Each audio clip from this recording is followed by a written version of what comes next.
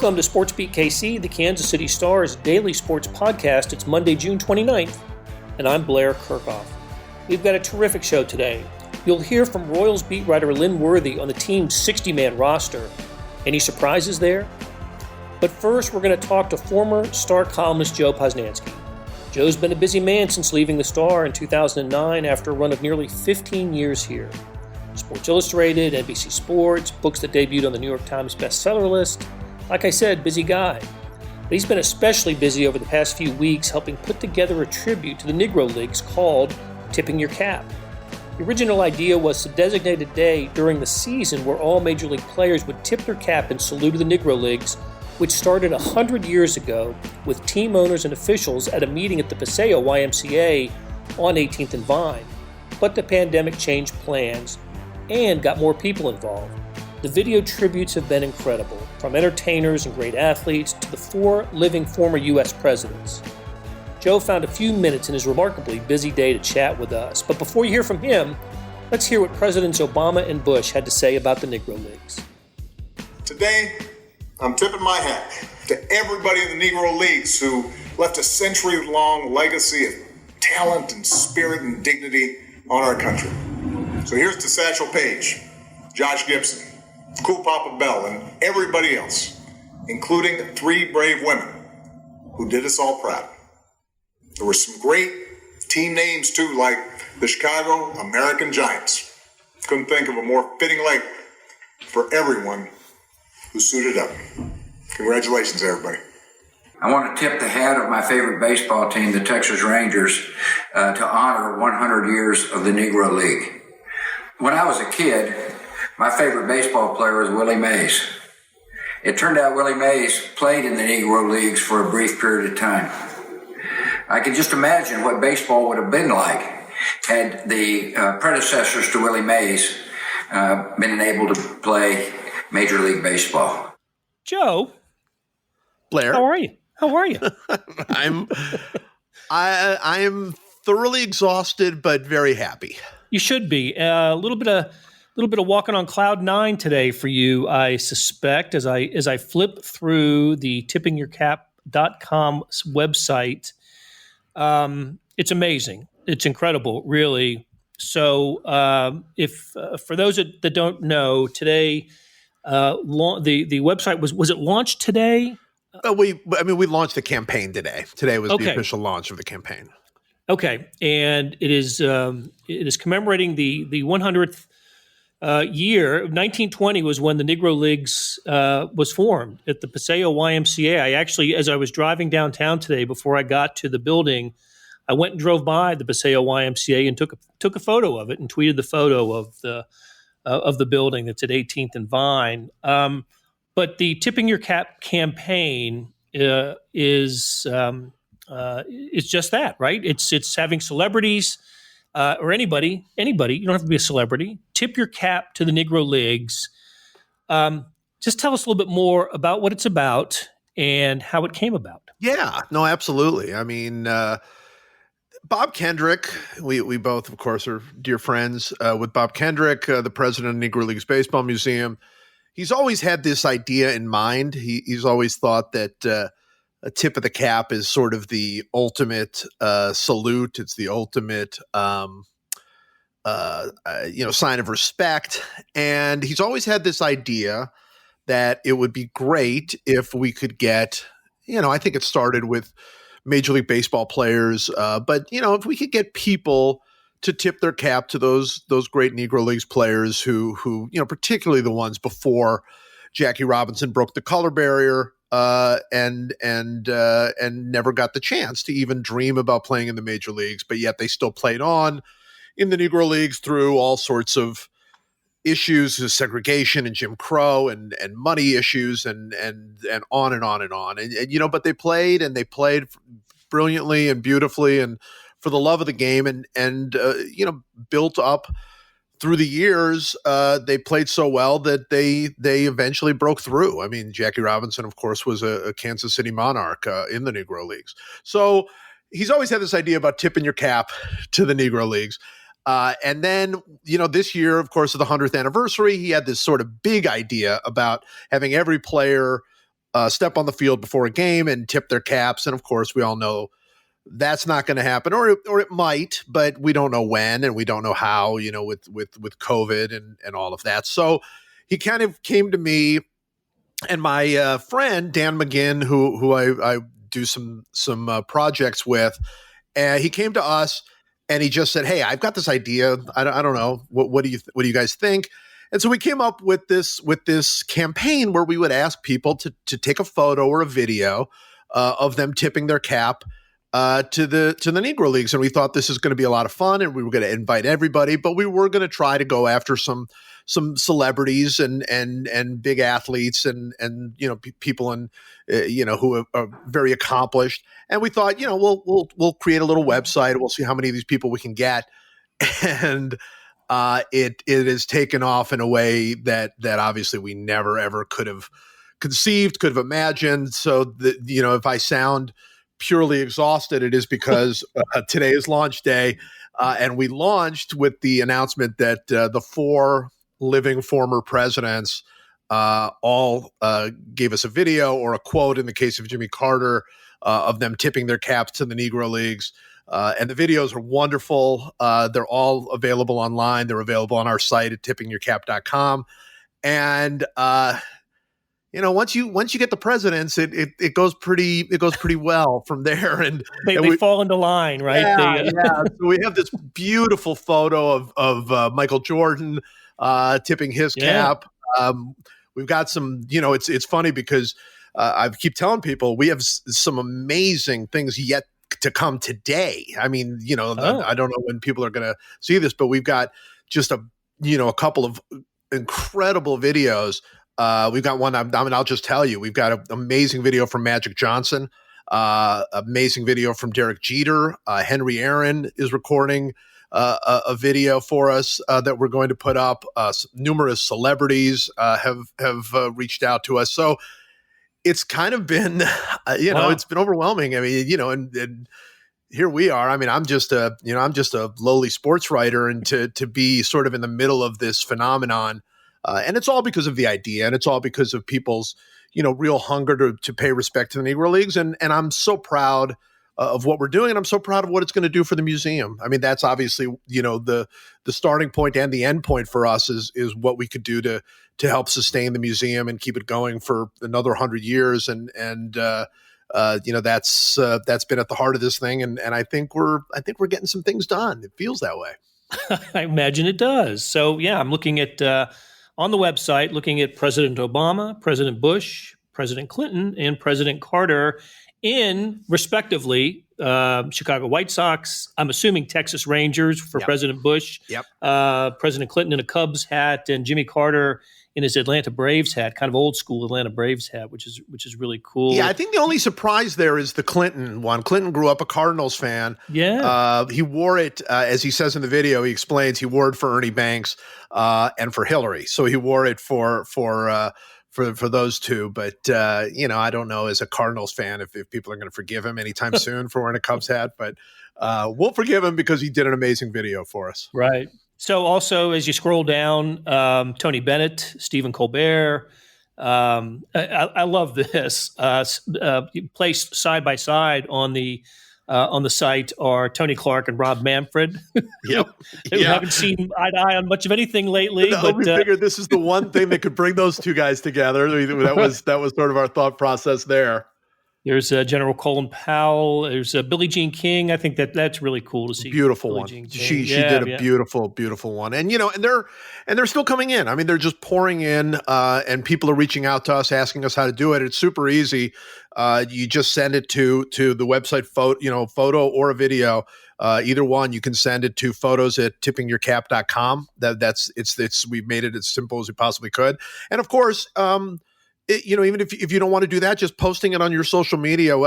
Just as I was coming on, I saw that Ken Griffey Jr. had posted a beautiful thing on his Instagram account, and that's what we're looking for. I mean, this isn't about us and this campaign. It's about spreading the word and spreading the story and showing some real appreciation and thanks to those people who didn't get to live what many of us would consider a dream. Even though you and I have both heard Buck O'Neil many, many times say that he would never have traded his own experiences in the Negro Leagues for anything, and I'm sure many felt that way, but it shouldn't have been. It shouldn't have been, and of course, all of those great players paved a path to really make this the true national pastime.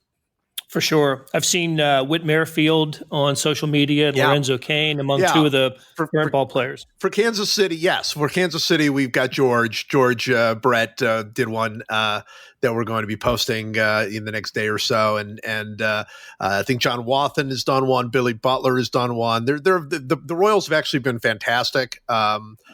All the teams, have tried to chip in, but certain teams have stood out, and I know Dayton Moore and John Sherman, his owner, have really relayed to us their commitment to the story, and I think that speaks to who they are, but it also speaks to the fact the museum is there in Kansas City and is such a point of pride. Absolutely. Joe, it's 100 years. It was going to happen in 2020, and there would have been if this had been a normal season, if baseball had played out, what would this have? I think I heard you say this would have happened at ballparks across America on a certain day. Yeah, they had a day set up for June 27th. That they were going to have all the players step out. It was going to be their salute to the Negro Leagues, and it would have been a very, very sweet moment. And I don't want to. I wish that had happened, because if that had happened, we'd be playing baseball. We'd all be in a very different, position in our lives, and of course, the real tragedy of COVID-19 wouldn't have hit us. So I really wish that. However, that said, trying to make the best of a situation. In a lot of ways, I think this is even more special for the museum. I mean, that would have been a wonderful day, and all the players would have stepped out, and it would have been a great thing. But this is really an opportunity for so many people. And I mean, we're getting hundreds and hundreds of photos and videos from people. We've talked about celebrities, but we've gotten from kids and grandparents and troops and teams and it's been an incredible thing. I do want to say one more, since we've been talking about when we got the presidents, we were saying, okay, well, what can we do to top this? And is there any possible way to top getting, the four former presidents to do this? And somebody in our group, which is very small, but somebody in our group said, what we should do? We should get somebody from space. So we actually will be having a video, assuming NASA approves, a video of the commander of the space station tipping his cap from space. So that wouldn't have happened if it had been if they had been doing their tip your cap. So of course, all of us wish it wasn't where we are, but we are where we are, and I think that the way this campaign and people have come to it, and the way how meaningful it has been is really, really special. I wonder if he'll grab one of Josh Gibson's home run balls up there. while he's up there, he might as well, right? He might as well. Right. Well, Joe, I really appreciate you coming on and talking to us about this. It is a phenomenal enterprise, and you're right. I mean, I don't know if it, what a great adjustment that was made for this in the conditions we're in, and not only that, but the moment that we're in as well with Black Lives Matter, and the COVID has caused the pause in so many walks of life, including sports, and Black Lives Matter and the protests have been with us now for more than a month, and there's just a much greater awareness, I think, of African Americans in this country. And I know I'm stumbling through because I don't know exactly how to say it, except that it's we're in a time of great awareness, and this is an enterprise I think that everybody can get behind, and it puts a smile on my face. That's for sure. Yeah. I mean, it is an extraordinary moment. I mean, we really are. As a country, we are in an extraordinary moment, and we are fighting about it, what that moment means. And it can be divisive, and it can be difficult, and people don't agree with each other. And it's often seems very tough. So to have something like this, where you see people, from all walks of life, from both sides of the aisle, old and young, and black and white and Latino, and on, men and women, and it's it's something that really, I think, touches a lot of hearts, because here are a bunch of people, men and 3 women, who endured through some very, very difficult times. And I think we can relate to that. And I think we can feel for that moment. So I know that's the power of this. I know I didn't do anything, even though I've not slept in 2 weeks.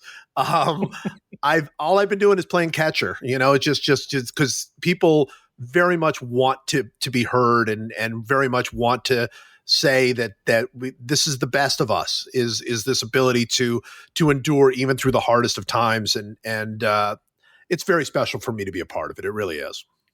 I knew you'd say it better. Well done. All right, Joe. Hey, thanks. And next time you're in town, make sure to look us up. Of course. When we come back, Royals beat writer Lynn Worthy will discuss the team's 60-man roster. Hey, it's Blair. We have a special subscription offer for SportsBeat KC listeners, unlimited digital access to the Kansas City Star's award-winning sports coverage. Sign up now for 1 year of Sports Pass for access to all the sports news, features, and columns presented on the kansascity.com site, and it's only $30. That's a 40% savings off our regular rate. Your subscription will automatically renew after the initial term at $50 unless you tell us to cancel. Your subscription helps support the sports coverage of kansascity.com and the Kansas City Star, and that support has never been more important. Please visit kansascity.com/SportsBeatKC offer to get this special offer. And as always, thanks for listening. Hey, Lynn, how you doing? Doing all right. Ready for some baseball. Yeah, last time we talked, we were, the last, 10, 15 times we talked, it was just speculation. Well, we've left the realm of speculation, and we have a roster. We have a 60-man roster. The Royals, like all Major League Baseball teams, had to supply one. That we've seen it. We know who's on it. First thing, before we talk about who's on it, I noticed that not all teams went the full 60-man. Was it the Cardinals released a 44-man roster? What was, why would somebody have less than 60-man a 60-man roster at this point? Well, because you don't have to have all 60 right now. You can still add people later on. So the thing is like, if there's somebody who maybe is a guy who I think the one example in my mind I remember seeing online or maybe tweeted out yesterday was like the Reds have guys who I think Hunter Green was one of the top draft picks a couple years ago, wasn't on that 60. But I think he's coming off of an injury and he's in the middle of the rehab process. And so maybe he gets added later on as they get a chance to reevaluate his, where he's at with the rehab, but they just didn't put him on yet. And so maybe there's some guys like that where you don't have to put him on yet, but, you can still do it later, or maybe you want to get him into workouts. The other thing is like there's the 60 guys that you're working out, but I mean, there may be some other guys who are working out, on their own, the facilities were closed at least temporarily, but I mean, at some point, maybe you got some guys who are able to do stuff at your facility, and, you say, okay, well, we've got a chance to see what he's doing, and he's rehabbing or whatever, and say, okay, we can add him to the 60. So there's a few teams that I saw yesterday didn't put out a full 60, but they can still add people to that 60 group as you go along. Okay. Well, and this 60 in Kansas City will report to Kauffman Stadium on Friday for the first workouts. That's the schedule, right? The actual working out phase begins on Friday. Yeah. They'll be they need to report by Wednesday, and then they need to get tested, and they need to make sure guys are clear of COVID and ready to take part in the workouts. But the workouts won't start till Friday. Okay. So no surprise here, but that the majority of 60 on the roster are pitchers. 32 pitchers are on the 60-man roster. There are, I think, I count 4 catchers, 11 infielders, 11 outfielders. So pitching, that's going to be the subject, right? I mean, that is the curiosity. That is as baseball restarts. That's what we're going to have. That's the biggest adjustment for teams. Won't it be just how they handle pitching? What are they going to do with pitching? How many pitchers do you need? And When the 60 becomes 30, and for opening day, I imagine we're going to see a lot of extra pitchers in that group. And I imagine the Royals are pretty consistent with other teams with taking as many pitchers as they have. Yeah, I mean, it's the big question mark. I mean, so much so that we had the Zoom call with Matheny, I believe it was Friday, and I asked him, because I know that they've been paying attention to pitching and what they can do to try and keep them as ready as possible, keep them as stretched out as you can in that setting. And so I said, so what is realistic to be able to expect from your starters when you get the season started? Because they've been staying as ready as possible, but it hasn't been games. And so now, obviously, when the season starts, they're going to be games. And he said pretty clearly, like, they won't know, like, they don't know right now. And as they get close to the season, they hope to have a better idea. But, like, there's no clear answer for what you're going to be able to expect from guys at the beginning of this season because the way things have unfolded. So you've got to have contingency upon plans, B, C, D, and E, because you just don't know what it's going to do. Yeah, and when we talk about teams and their, how different this year is with no minor league season, and it's different in so many ways other than the obvious 60-game season, but just how does continued development of top prospects, how did that play into the formation of the 60-man roster? Well, the fact that you don't know what's going to be going on for, even if you say there's no minor league season, but you don't know what's going to be available to those minor leaguers as far as training. And I think that played a big factor in somebody like, the one, I wouldn't say surprise, but the one that sort of catches your eye right away is Bobby Witt Jr., who, was their number 2 overall pick a year ago in 2019, who came out of high school, didn't even play a full professional season. He played, short season ball and then was in Arizona for the fall and everything, but hasn't had a full professional season under his belt yet, is on that 60-man group.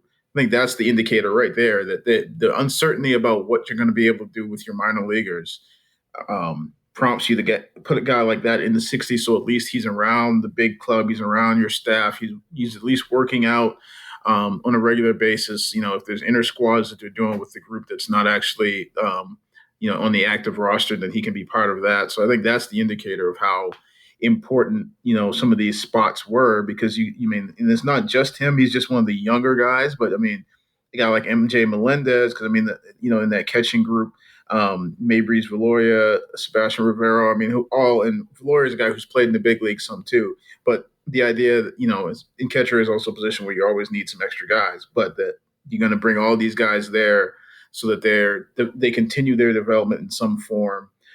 Same thing with guys like, Khalil Lee and Sully Matias and, these guys who, probably weren't necessarily knocking right on the door yet, but were, you don't want them to lose that year of development, And I talked to JJ Piccolo, the assistant GM, last week, and just talking about some of the draft picks and what happens with them and with the uncertainty of the minor league season. And he was talking about, ideally what they would like to be able to have is be able to bring these guys all into the training facility, have them work with the minor league staff, develop some type of way where you're getting them game-like situations, whether that's an instructional league, inter-squad thing, or an expanded fall league where instead of, the fall league usually has 5, teams make up, or 5 teams contribute players to one roster. Maybe it's a fall league with all just your guys and you're playing against different teams at different complexes. That would be ideal, but they don't know if that's going to be able to happen. So with that being a question mark, you bring guys to the place where you'll be able to get them work, and that's on that 60-man group. I was wondering if they would invite Asa Lacy to the roster, but the first draft pick just a couple of weeks ago, but that's not going to be the case.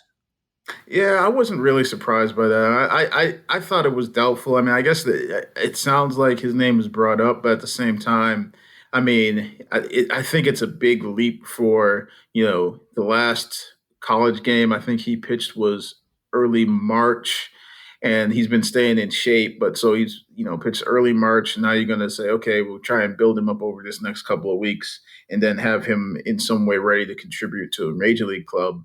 I just think it's a little bit much, where as opposed to, you could have him keep training, have him, if you're able to, bring him in and work with your staff.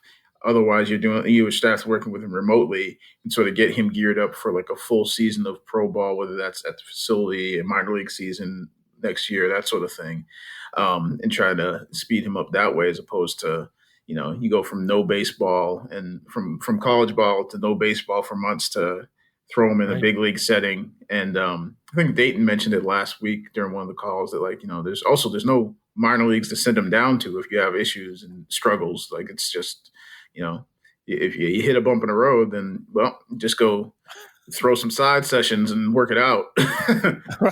Right. A little while ago, I said 4 catchers. You're right. It is 6 catchers. That's how the math adds up, with 32 pitchers and then 28 position players. So do you sense, I know it's early, it's very early, they haven't even gotten there yet, but potential surprises to make the 30 right out? And will all the extra positions, do you think, go to pitchers out of the gate? I don't know if all of them. I mean, I think one thing, they got to figure out who they're going to end up in that bullpen, because I think with before the pandemic, suspension of spring training, it was looking like there was going to be a lot of guys potentially for a bullpen, and maybe more guys than you had slots for. Just the way, based off of guys who are out of options, and then also just the slots that you had for bullpen guys. So there may be some guys that, okay, with a little extra leeway, you keep some guys on. I mean, you got a Rule 5 guy in there that you got to figure out if you're going to try and carry him all throughout the season, and so you can hold on to him, or if you're going to send him back, and Stephen Woods Jr. So I'm not sure if all of those position guys, plus the fact that you've got some position players who you got to decide if you think they're going to be clearing waivers if you send them down. I mean, like, Bubba Starling's out of options, Brett Phillips is out of options. So if one of them doesn't make it, then you got to roll the dice on whether or not you think you can keep him in the system, or if somebody else is going to claim him. So there's going to be some interesting decisions on when they actually have to make the 30, and then even more interesting when they've got to cut it down and sort of expose some guys. Right. So when the cut down is, what is it? They get 2 weeks at 30 and then 2 weeks at 28 before the final roster of 26, which would be a month into the season. I think that's right. Isn't that right? Yeah, it's 2 weeks, and then you got 26 for the rest of the way out. Okay. Hey, so will you be there Friday? Is the media going to be at the stadium? Do we know that yet? We're still waiting to find out. We're supposed to find out this week exactly what the Royals media plans are. I think they're talking about having a Zoom call to go over all the new restrictions or new guidelines for media. I mean, a lot of the, once the season starts, guidelines will be MLB imposed. I think spring training is going to be a little different because of team by team situations, and I think the media thing will be changing every day too, just because with the Royals, they're going to have guys all at Kauffman, but rotating in at different times. So we may have, be in there early some days, be in later some days, depending on who we're talking to. So that's all still getting sorted out as far as I know. Very good. All right, Lynn, there's going to be a lot to talk about over the next few weeks, and we will catch up to you again soon. All right. I'll be here. That'll do it for today. Thanks to our production staff of Derek Donovan, Savannah Smith, Randy Mason, Beth Welsh, Jeff Rosen, and Chris Fickett. A tip of the cap to Joe Posnanski for his insights on tipping your cap, and to Royals beat writer Lynn Worthy. Links to stories about the Royals can be found in the show notes and always on the True Blue app. Hey, earlier in the episode, you heard me talk about the Sports Pass offer. It still stands, still a good one. $30 for a year's worth of sports coverage, and that includes the Sports Extra with the e-edition. There are more than 20 additional pages of national sports coverage today. Here's an even better offer. Buy the entire Kansas City Star product. Sports news, features, commentary, analysis, the whole thing. You get all the stories written by my talented colleagues, plus extra news, sports, and business coverage. The details can be found at account.kcsc.com. account.kansascity.com/subscribe. That's account.kansascity.com/subscribe. And whether it's the Sports Pass or the full subscription, you're getting and supporting the best sports and news coverage in Kansas City and helping us produce programs like SportsBeat KC.